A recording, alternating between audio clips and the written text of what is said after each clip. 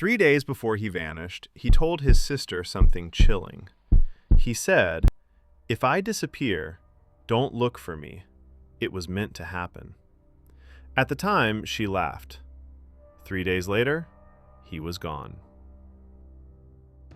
In a quiet town where nothing ever made the news, lived a man named Ethan Carter. He wasn't famous, he wasn't rich, and there was nothing about him that suggested his name would one day become a mystery. Ethan was 34 years old, a data analyst by profession. Quiet, observant, and deeply thoughtful.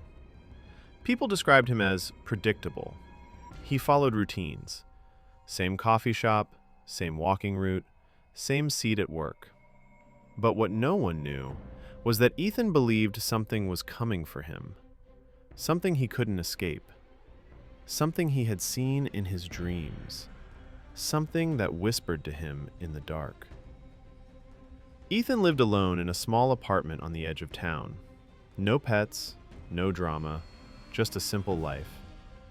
But his sister Laura noticed something changing, something wrong. He started giving things away. Books, old clothes, even his watch, something he never removed. When Laura asked why, Ethan smiled, but his eyes looked empty, hollow, like he was already gone. "I won't need them much longer," he said. She assumed stress, work pressure, burnout. But then she visited his apartment, and she found the notebooks. Ethan had always written things down, thoughts, dreams, random observations. But these weren't normal journals. The handwriting was frantic, desperate, like someone writing against time itself. Dates, times, locations, coordinates to places that didn't exist on any map.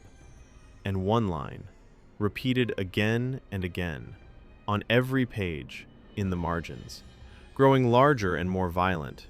"Absence is not an accident." 3 weeks before he disappeared, Ethan wrote, "March 18th. If everything aligns, I will not be here tomorrow. The door will open, and I will have no choice but to walk through." Laura found the notebook after he vanished. Her hands were shaking as she read. But the notebooks revealed something else, something that made Laura's blood run cold. Ethan had been having the same dream, over and over, for months.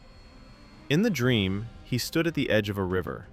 The water was black, completely black, and something beneath the surface was calling his name. He wrote, "It knows me. It has always known me. I can feel it watching, even when I'm awake."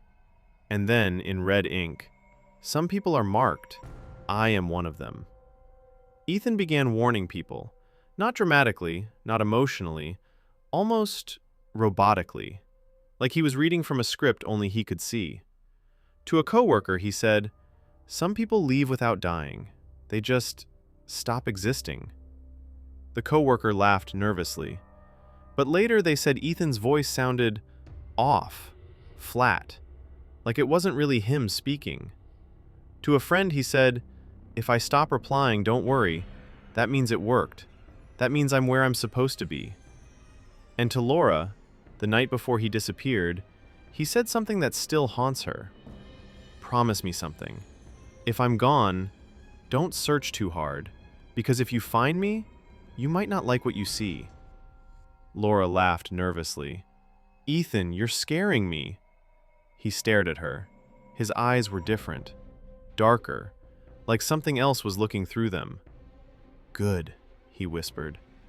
She didn't know that would be the last time she saw him. March 19th, 7:40 a.m.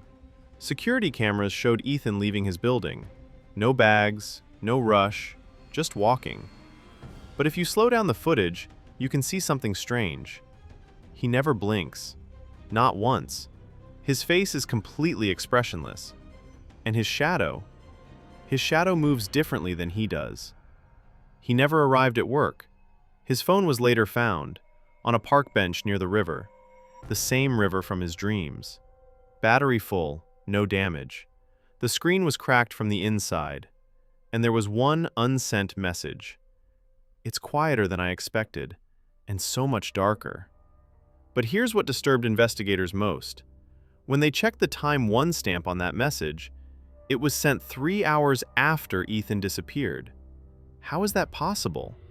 Police searched for weeks, bank accounts untouched, passport at home, no travel records, no history of crime, no mental health diagnosis. But they found something else, something they never released to the public. In Ethan's apartment, written on the bathroom mirror in condensation, were the words, "I heard it too." The writing wasn't Ethan's, and he lived alone. Experts were confused. Forensic teams found nothing. It was as if Ethan had stepped out of existence. One detective, who later quit the force, said, "I've worked hundreds of missing persons cases, but this one felt different, like he didn't disappear, like he was taken by something we can't see, can't understand, can't fight." Rumors spread. Some believed he staged a new identity. Others believed something darker,